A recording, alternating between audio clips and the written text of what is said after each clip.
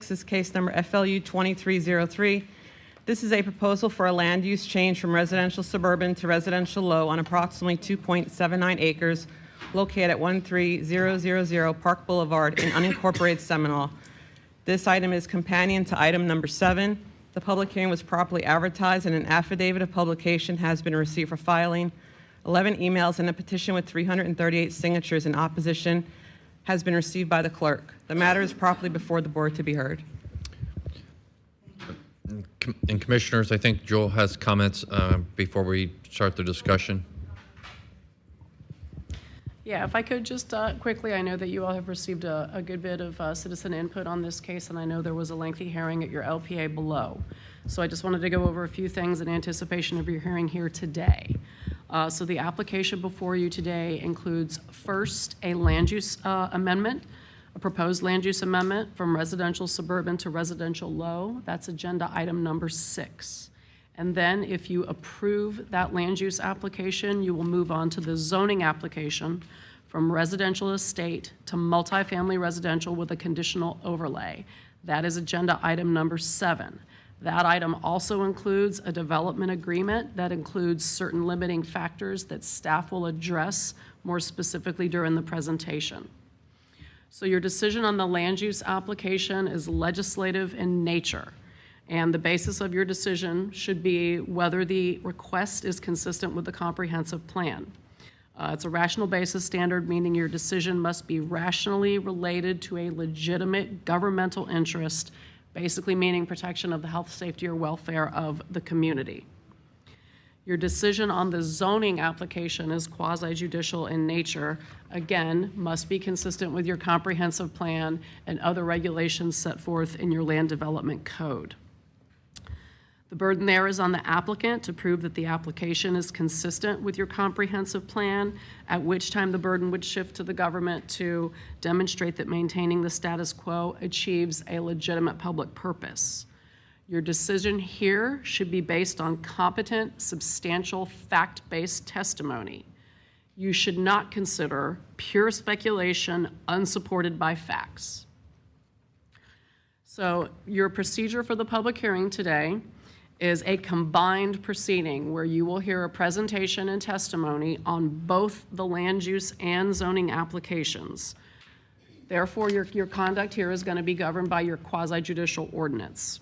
So the presentation, and I know you all are familiar with this, but just to go over it again, you'll have a presentation by staff, the applicant, and all public comment will be handled jointly for both the land use and zoning applications. But again, to be clear, you will be making separate decisions.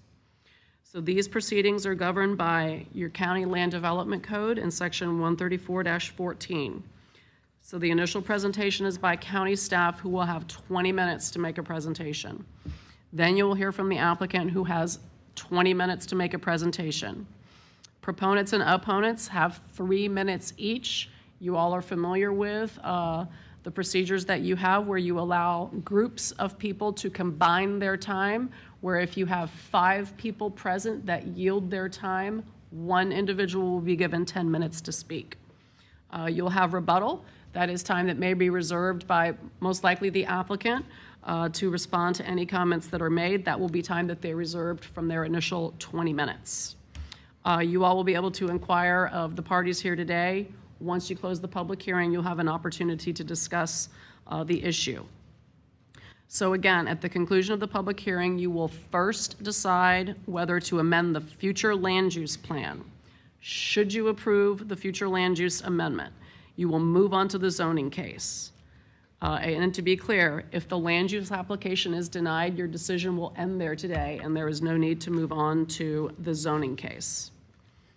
Since we will be taking up these matters together, and again, the land use case is legislative, but your zoning case is quasi-judicial in nature. So we do have an ordinance that governs any ex parte communications that may have taken place outside of this public hearing today.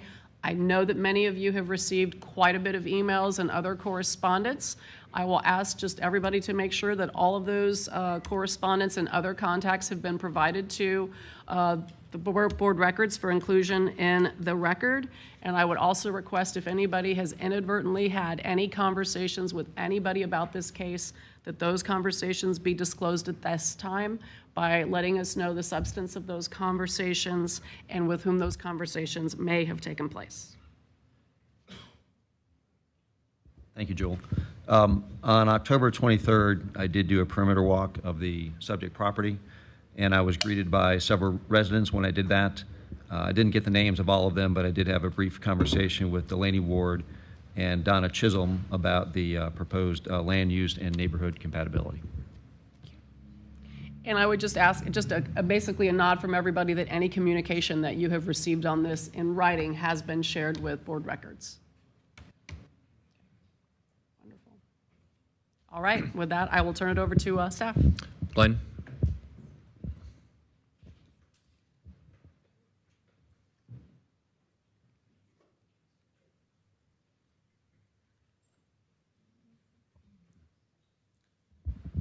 Good morning. Glenn Bailey, Planning Division Manager. I think we should announce the zoning case and be sworn in. That's since I'm presenting both cases. Okay. Okay. So we're going to go ahead and announce the zoning case? Because if 6 doesn't pass, then 7 is moot. Okay. Okay. Agenda item number 7 is case number ZON 2303. This is a proposal for a zoning change on approximately 2.79 acres located at 13000 Park Boulevard in unincorporated Seminole from residential estate to multifamily residential conditional overlay, with the conditional overlay and an associated development agreement limiting the number of residential dwelling units to a maximum of 20 that will include a combination of 1- and 2-bedroom units in single-story accessory residential structures to be occupied as independent housing for a maximum of 24 persons with developmental disabilities as defined by Florida statute section 393.063 subsection 1, with supportive housing services for on-site residents only. The existing 2-story structure is allowed to remain. Required minimum setbacks shall be 25 feet front, 15 feet sides, and 200 feet